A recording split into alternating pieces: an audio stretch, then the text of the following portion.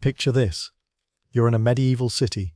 It's 90 degrees, and you've been dancing for 3 days straight. Your feet are shredded, your pulse is racing, and you're pretty sure you saw God about an hour ago. But you can't stop, won't stop, can't stop, and then you drop dead in the street. Welcome to Strasbourg, 1518, home to one of the weirdest medical mysteries in history, the dancing plague. Yes, that's a real thing. People actually danced themselves to death, not in a metaphorical work hard, play hard way. Literally, heart failure, stroke, exhaustion, then thump, you're gone. And before you imagine some medieval rave with mead and flower crowns, nope, this was not fun. Witnesses described dancers weeping, screaming, clawing at themselves, all while moving in a kind of jerky, relentless shuffle. It all started in July, when a woman named Frau Troffea stepped into the street, alone, and started moving to a beat no one else could hear. At first, people assumed she was just blowing off steam. Maybe she'd had a fight with her husband. Maybe she was celebrating something. Maybe she'd found the medieval equivalent of a great Spotify playlist. But hours passed, then a whole day, then 3. By then her shoes were soaked through with blood, and still, she moved. And then, other people joined in. Within a week, 30 people were in the street, moving in the same relentless rhythm. By the end of the month, the crowd had swelled into the hundreds. Men, women, the elderly, even a few children, all caught in the same strange compulsion. Local officials, in their infinite wisdom, decided the solution was more dancing. Yep, they actually hired musicians to play in the streets, so the dancers could get it out of their system. Spoiler, it did not help. It's like curing insomnia by blasting an air horn. The result? People collapsed from heat stroke, some had heart attacks, some simply dropped and never got back up. Death toll estimates vary, but the city never forgot it. 500 years later, we still have no solid answer for what caused it. Some say ergot poisoning, basically LSD bread. Some say mass hysteria brought on by famine, disease, and religious fear. Others think it was a combination, a kind of perfect storm where the mind and body snapped together. Whatever the cause,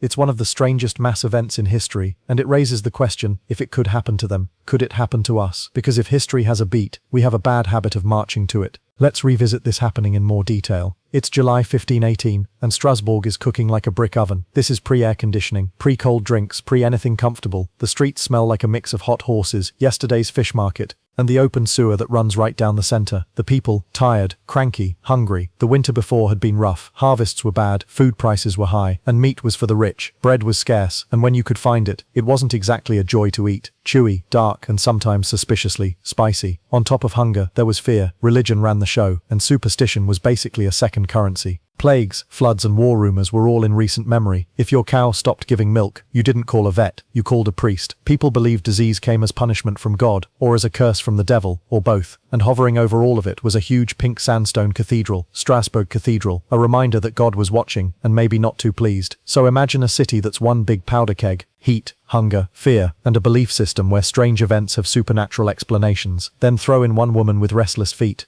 One morning in mid-July, a woman named Frau Troffea walks out into the street. She's not carrying a market basket, she's not meeting friends, she just starts moving. At first the locals figure she's in a good mood, maybe she's humming a tune in her head, but within an hour it's clear this isn't normal dancing. Witnesses describe her movements as unnatural, repetitive, jerky, and strangely aggressive. Her arms pump in odd rhythms, her feet stamp so hard the cobblestones start to slick with blood by the end of the day. She doesn't stop for food, she barely pauses for water. When night falls, she rests only a few hours before starting again, and then people start joining her. A butcher's apprentice, a visiting merchant, a woman who'd been watching from her doorstep. One by one the crowd grows, not with volunteers but with victims, people who don't want to dance but can't seem to stop. By the end of the week there are 30 people in motion. By the end of the month over 400. And here's the nightmare detail. This wasn't joyful movement. People cried as they danced, some screamed for help, others clawed at their legs or collapsed in exhaustion, only to get up and keep moving. The city leaders are panicking. On one hand, they're dealing with a public health crisis. On the other, they believe this might be a curse from Saint Vitus, the patron saint of, among other things, dancing. According to legend, if Saint Vitus was angry with you, he could make you dance uncontrollably until you begged for mercy. The only cure was a pilgrimage to his shrine. The council's solution? Lean in. They actually hire musicians and professional dancers to keep the afflicted moving. Thinking they'll dance the sickness out, they clear a guild hall for indoor dancing. They even built a special wooden stage so everyone can watch. It's the medieval version of treating a hangover with more beer. Instead of burning out, the plague spreads faster. More music means more rhythm for more people to latch onto. Soon, the streets are filled with the sound of pounding feet, rattling drums, and a low, constant moan of exhaustion. And people start dying. Heat stroke, strokes, heart attacks, pure collapse. Dancers drop mid-step, and the crowd simply moves around them. Some are carried away by family, others by the church, others by men hired to haul the dead out of the street. It's estimated that dozens, maybe hundreds, died over the weeks of the plague, and that's just Strasbourg. Other records from the same period mention similar outbreaks in nearby towns. By late August, the authorities finally try something else, moving the dancers to a shrine of Saint Vitus in the hills. There, priests perform rituals, place holy amulets on the dancers, and pray over them. And slowly, the frenzy burns out. People return to their homes, limping, gaunt, and forever marked by the memory of a month they couldn't control their own bodies. So, what happened? Here are some of the theories. Number 1. Ergot poisoning, that is rye bread contaminated with ergot fungus, produces LSD-like hallucinations. This fits some symptoms, hallucinations, convulsions, but not the coordinated rhythm. Number 2. Mass hysteria, also called mass psychogenic illness. Famine, heat, and religious fear create an emotional breaking point. This fits the group behavior, but doesn't explain the physical endurance. Number 3. Religious ecstasy gone wrong. In a deeply superstitious society,